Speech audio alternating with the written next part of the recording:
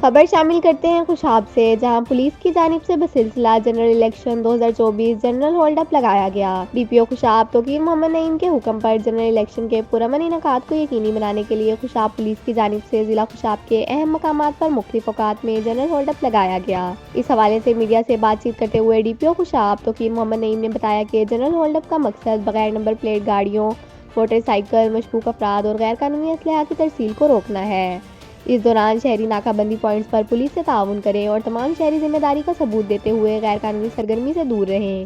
ضلع میں اس وقت حکومت کی جانب سے دفعہ 144 کا نفاذ ہے اور اس دوران اسلحہ کی نمائش، اسلحہ لہرانا اور ہوائی فائرنگ کرنا غیر قانونی عمل ہے، جس کی ہرگز اجازت نہیں دی جائے گی اور خلاف ورزی کی صورت میں سخت قانونی کارروائی عمل میں لائی جائے گی۔